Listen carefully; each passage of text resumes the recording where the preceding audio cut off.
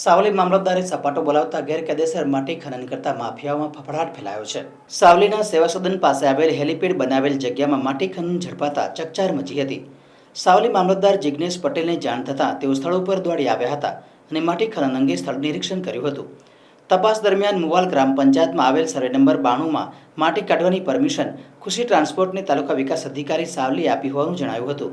માટી કાઢવાની પરમિશનની અરજીમાં સર્વે નંબર 92ની જગ્યાએ 56માં ખોદકામ કરતા અનેક તર્ક વિતર્કો સર્જાયા હતા।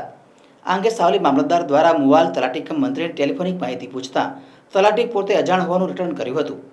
હાલ તો માટી ખોદકામ મામલતદારે બંધ કરાવ્યું છે।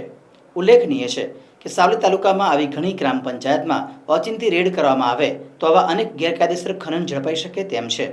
આજે શું થયું છે તમારા ગામ નજીક? અહીંયા સાહેબ ગેરકાયદેસર માટી ખોદાઈ છે। સર્વે નંબર 56 મય ખોદે છે।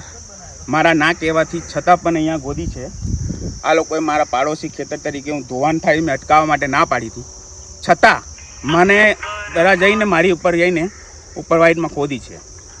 આના માટે મેં સાહેબને રજૂઆત કરી। મામલતદાર સાહેબ જાતે આવ્યા, તેમને રોકકામ કરાવીને બંધ કરાવ્યું। બીજું આગળની કાર્યવાહી મીડિયા સાહેબવાળા બી ઉતારી ગયા છે। આ કોના અંડરમાં આ કામ આવી રહ્યું છે? હવે મેં પૂછ્યું તે લોકો પરમિશન મને કીધું કે 92 નંબરની પરમિશન છે। એકચ્યુઅલી આ 92 નંબર નથી।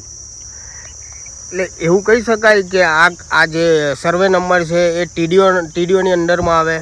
હા, એ તો મહેસૂલ ખાતાને ખબર કયામાં આવે। લગભગ તો ટીડીઓ સાહેબના અંદરમાં આવતું હશે, તો કદાચ ટીડીઓ સાહેબ આગળની કાર્યવાહી કરશે। આ જમીન કઈ ગ્રામ પંચાયતમાં? મુવાલ ગ્રામ પંચાયતની તલાટી કમ મંત્રીને ખબર છે આ વાતની? મેં એમને પૂછ્યું તો એમના આસિસ્ટન્ટ કે મને ખબર નથી। માટી ખોદકામની પરમિશન કોણે આપી?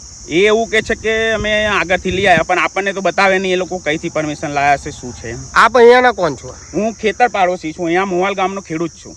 આપનું નામ? હું વિજય જસભાઈ પટેલ।